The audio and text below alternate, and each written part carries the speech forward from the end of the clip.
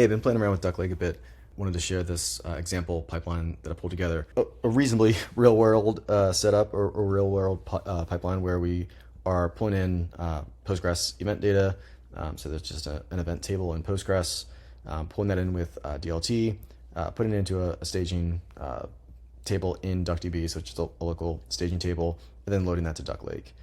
So the idea here is we have two Python scripts. One's generating this dummy event data, loading it to Postgres, and then it's acting as like our source for DuckLake, like what DuckLake is going to pull in.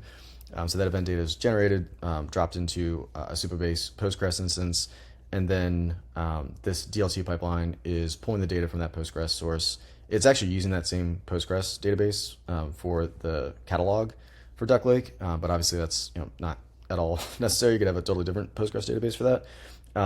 Loading the data from that source table that gets loaded to the DuckDB staging table into DuckLake. Once the data is loaded to DuckLake, it is stored currently in GCS.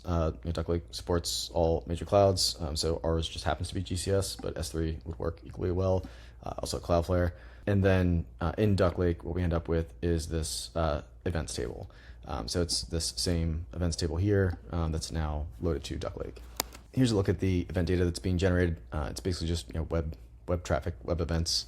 There's a couple different types, and we're weighting them a little bit differently just to give some randomness or real worldness to the data. We're running this insert on a loop, and it's picked up by this events pipeline.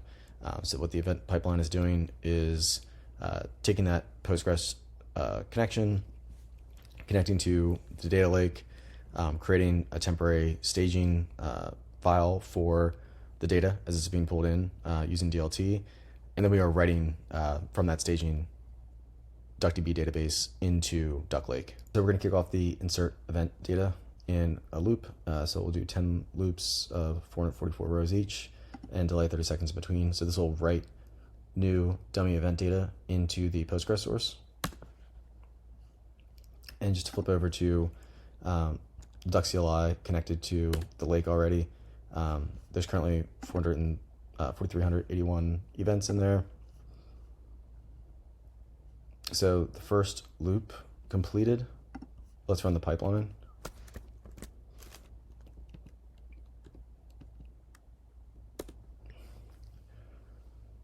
So 5,700 total. There's been 1,300 events inserted since the last time, since it already ran again. And those have been promoted to DuckLake. So when we run this again, we should see 5,700 records in DuckLake. We should get the exact same number, just to get a sense of what this data looks like. So the event data has a JSON column. So DuckLake now has support for JSON. Very recent and quick add for them. And that's awesome because obviously this data requires some JSON parsing ability. So if we want to look at that method field that's within the JSON, we can see actually a lot of them are null, and that's the way it's set up in the script. But if we want to pull a different field, let's grab that user ID.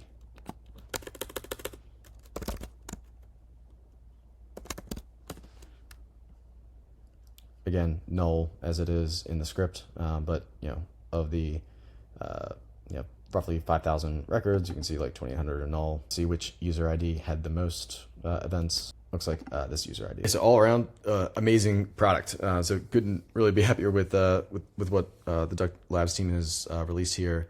It's going to be extremely useful for us at Definite. Extremely lightweight and easy to get started with.